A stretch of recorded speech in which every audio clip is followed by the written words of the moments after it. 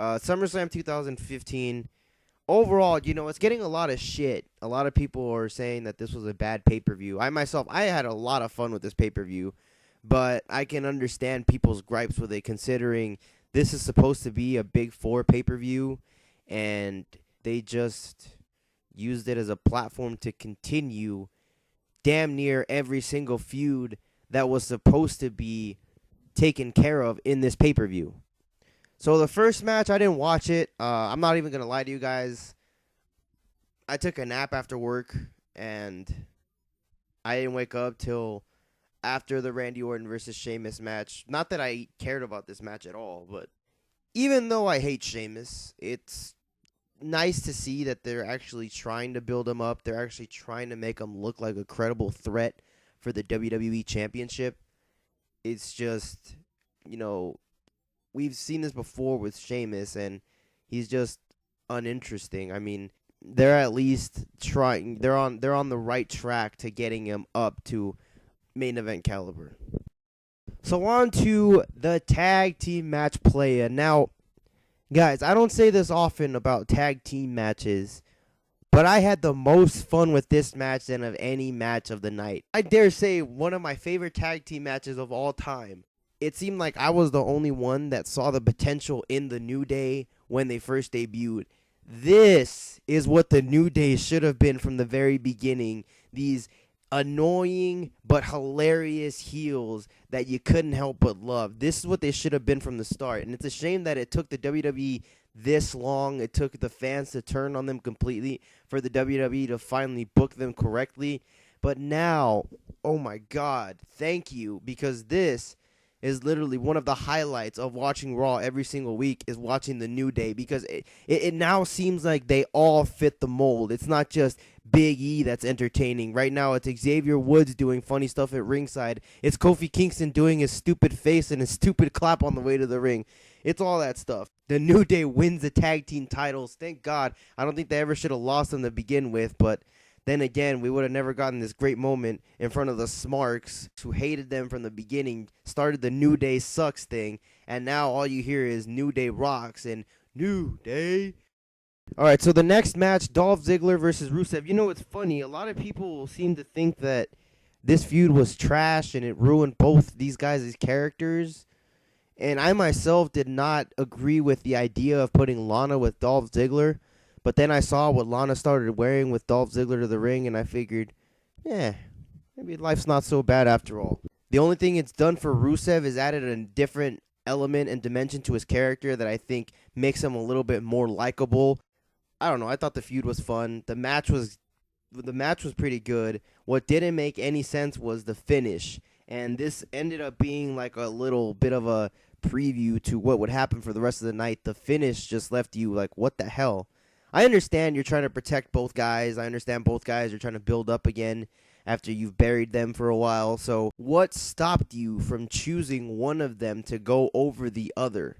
Because a double countout finish in a feud like this makes little to no sense, carries over the feud in a pay-per-view that should be ending the feud, and just leaves you with question marks all around. So I don't know. I like the match. I like the feud. The finish was just really weird, and if they extend the feud too long, then I'm not gonna start liking the feud.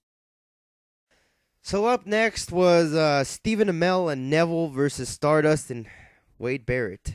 Back when we did our career videos for 2014, I said the only bad news about Wade Barrett was the future of his career.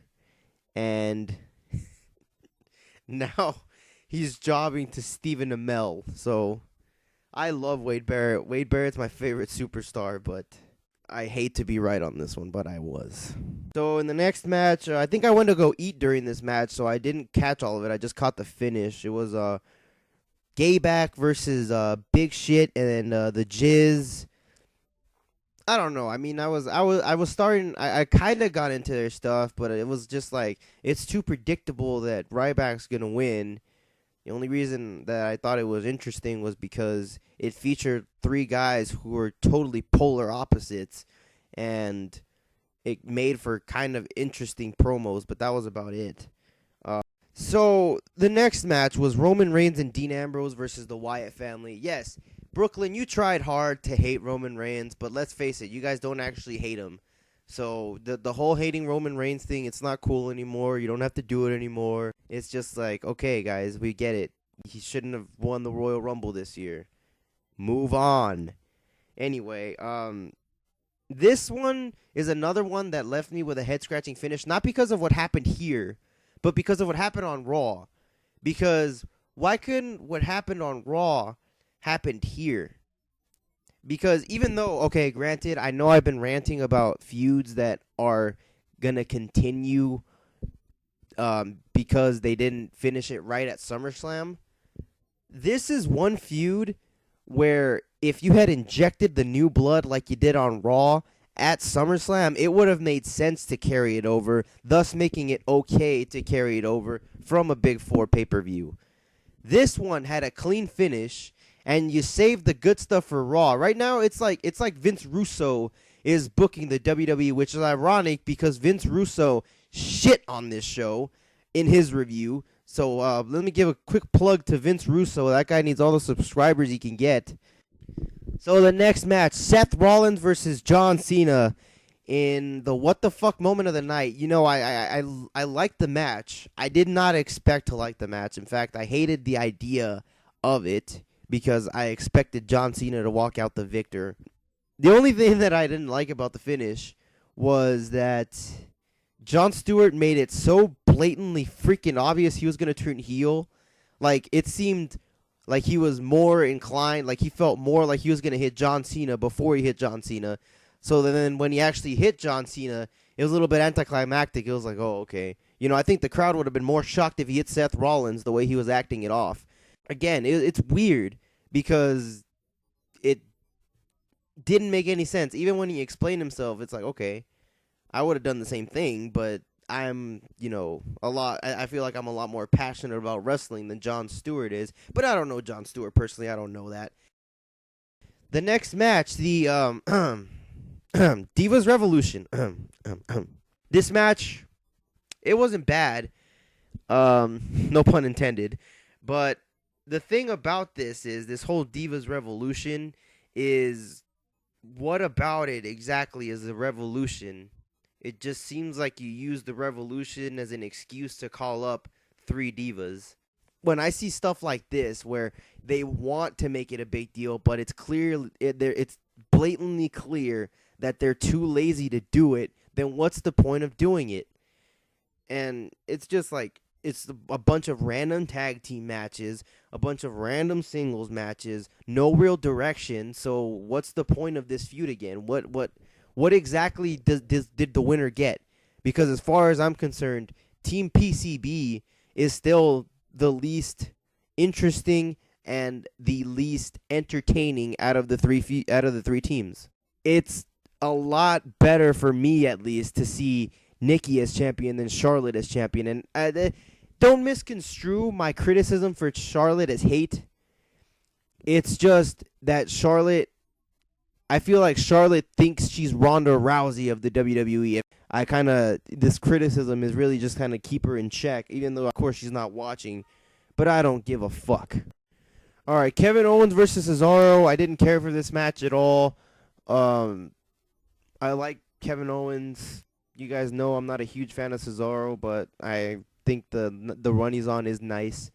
Pretty good match, actually. I thought they did well with but it's two like amazing fucking 5-star classic catch can wrestlers, so I guess you couldn't expect any less, huh? Anyway, the main event, Undertaker versus Brock Lesnar in the rematch too big for WrestleMania, so we had it on the most definitive and decisive SummerSlam of all time, SummerSlam 2015. I ended up enjoying the shit out of it. I ended up having so much fun with it. A lot had to do with the crowd with their 7 signs, their fun chants. The commentary was good.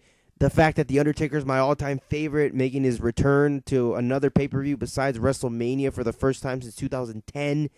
It played a lot of good elements, and I myself thought the finish was good, aside from the fact that it still sets up a rematch down the line. somewhere where they're going to have to face each other again down the line. And what's going to happen here is we're going to end up having them fight at WrestleMania. Brock Lesnar is going to end The Undertaker's career. This is where I see this ending, and that is not good at all. It's bad enough that he ended the streak, but if he ends The Undertaker's career, there might not be any coming back from that. Anyway, I guess that's about it. I had fun with this match. I thought it was a good match. And no, it wasn't better than Roman Reigns versus Brock Lesnar. Let me just put that out there. But anyway, that's about it. Anyway, it's been the other guy for the M2 review saying yada, yada, yada. Blah, blah, blah. Rest in peace.